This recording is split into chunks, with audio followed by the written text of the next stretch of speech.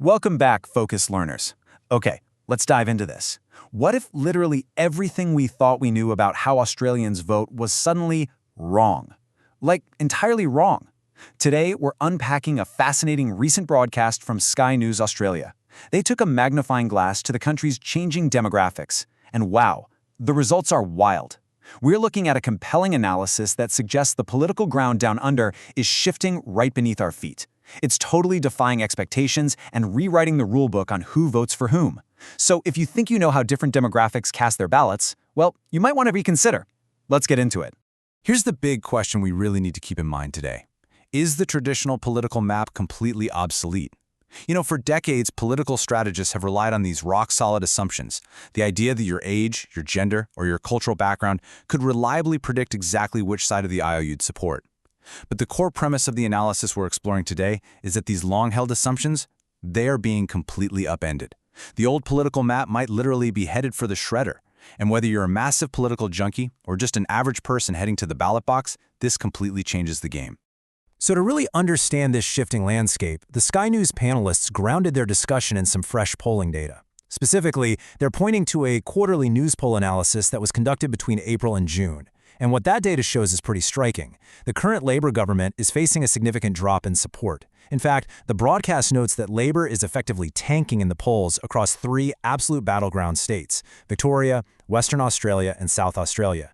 We're not just talking about a minor dip here. It's presented as a major slide that demands a serious explanation.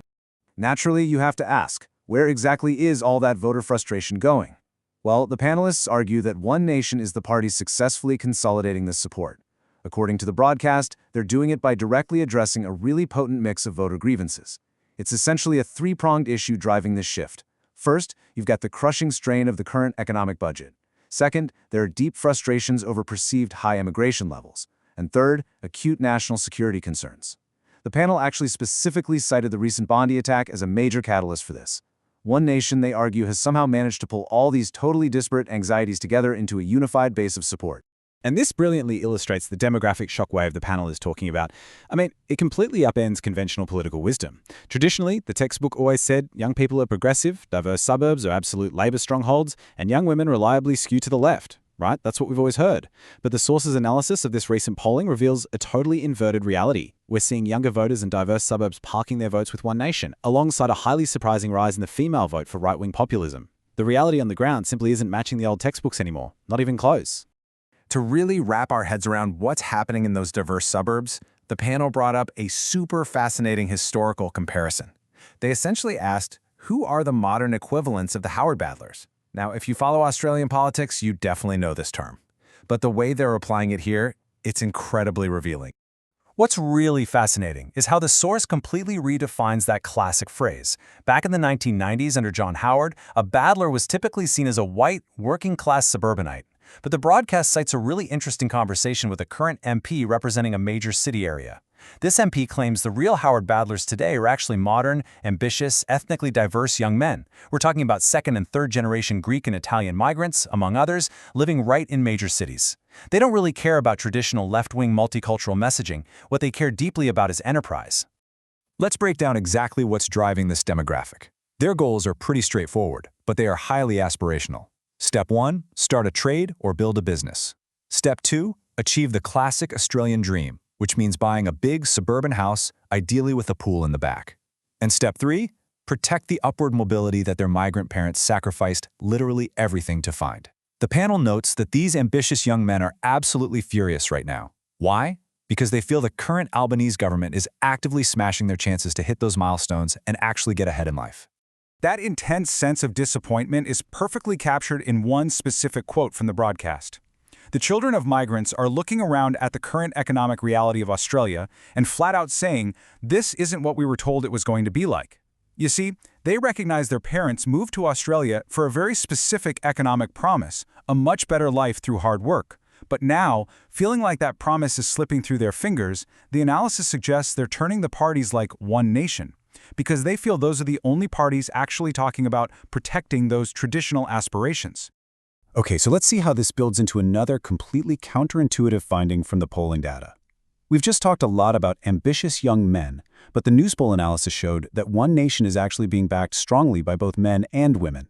So the big question is, why are female voters, who are so widely assumed by pollsters to lean left, suddenly shifting right?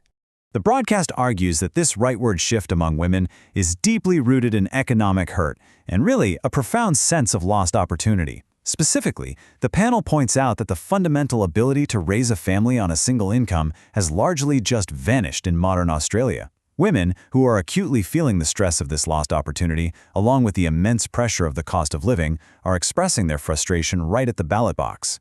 They are actively seeking out alternatives because the current economic status quo is, quite simply, hurting them. And this economic frustration is completely reshaping the geography of Australian politics. Think about the old Bible Belt areas. Traditionally, these were predominantly white, conservative demographics. Well, today, those exact same geographic areas in cities like Sydney, Melbourne, Brisbane, Adelaide, and Perth boast massive ethnic diversity. But here is the real catch. The people living in those highly diverse areas hold the exact same traditional, conservative aspirations as the old Bible Belt did. The face of the neighborhood has definitely changed, but that dream of enterprise and family stability, that hasn't budged an inch. This brings us to what might genuinely be the most fascinating and probably the most complex issue raised in the entire Sky News analysis. Because the demographics of these conservative-leaning suburbs have changed so much, the way we talk about immigration has to change too. The panel argues that there is a massive shift happening right now regarding multiculturalism and immigration, and it's happening within ethnic communities themselves. So the crucial point is really summarized in this quite stark quote from the panel. There's this shut the door idea, right? Shut the door behind them. The broadcast notes that one nation is addressing high immigration rates in a way that the major parties seem too scared to touch. And surprisingly, the broadcast points out that this is actually resonating deeply with a lot of established migrants. The analysis claims that many people who immigrated to Australia years ago now support lower immigration because they do not want the country to become flooded and potentially turn into the very countries they originally fled. It's a profound shift in community sentiment. Taking a step back to look at the big picture, the Sky News panel paints a picture of a society that has effectively flip-flopped its political alliances. On one hand, you have a new right. This is made up of the ambitious children of migrants living out in the suburbs, entirely focused on enterprise, trades, and those traditional milestones we talked about.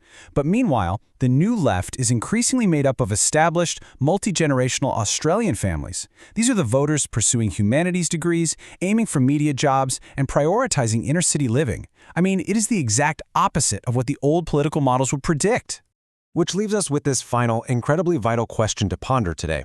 If demographics are truly no longer destiny, if young ethnic voters are leaning right for enterprise, and established suburbanites are skewing left for progressive social ideals, how on earth are the major political parties going to adapt to this entirely new map? The old playbooks clearly aren't working anymore.